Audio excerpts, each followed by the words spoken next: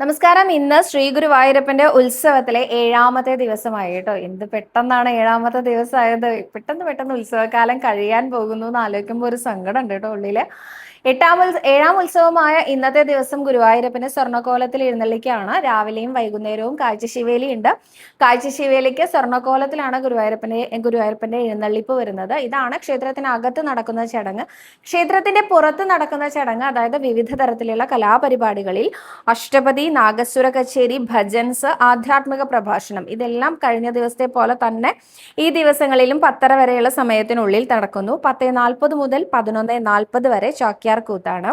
11:50 മുതൽ 12:50 വരെ ശാസ്ത്രീയ നൃത്തമാണ്.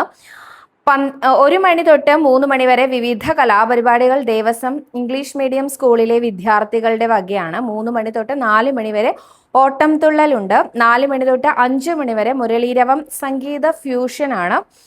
മുരളീകൃഷ്ണനും സംഘവും തിരുവനന്തപുരത്ത് നിന്നുള്ള ടീമാണ് അവതരിപ്പിക്കുന്നത്. 5 മണി മുതൽ 6 മണി വരെ കുമ്മാട്ടിക്കളിയാണ് കേട്ടോ. പണ്ട് കാലത്തെ കുമ്മാട്ടിക്കളി ഓർമ്മയുണ്ടല്ലോ അല്ലെ.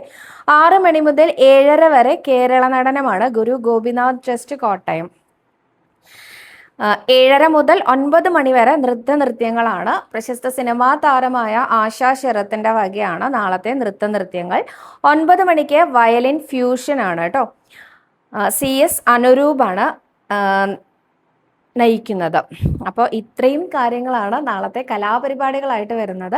അപ്പോൾ ആശാ ശരത്തിന്റെ നൃത്തം കാണാം, സംഗീത ഫ്യൂഷനിൽ പങ്കെടുക്കാം, കഞ്ഞിയും പുഴുക്കും കഴിക്കാം, ഗുരുവായൂരപ്പനെ പഴുക്കാമണ്ഡപത്തിൽ എഴുന്നള്ളിച്ച് കാണാം. വേഗം വന്നോളൂ, വീണ്ടും വീണ്ടും പറയുന്നു. 7ാം ഉത്സവമായി ഇനി 2-3 ദിവസം മാത്രമേ ഉള്ളൂ നമ്മുടെ പൊന്നു ഗുരുവായൂരപ്പന്റെ തിരു ഉത്സവം. ഏതെങ്കിലും കാരണവശാൽ നിസ്സാര കാര്യങ്ങളാണെങ്കിൽ അത് മാറ്റിവെച്ച് ഓടി വന്ന് ഗുരുവായൂരപ്പന്റെ അടുത്തേക്ക് ഉത്സവത്തിൽ പങ്കെടുത്തോളൂ കേട്ടോ.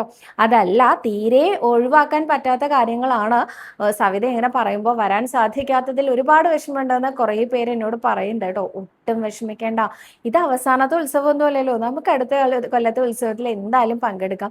അതിന് വേണ്ടത് എന്താ? ഇന്നേ പ്രാർത്ഥിച്ചു തുടങ്ങൂ. ഉണ്ണിയെ കൃഷ്ണ, ഉത്സവകാലത്ത് ഒരു ദിവസം വളരെ ഭംഗിയായി ഉണ്ണിയെ വന്ന് കാണാനുള്ള അനുവാദം തരണേ എന്ന് പറഞ്ഞുകൊണ്ട് കേട്ടോ.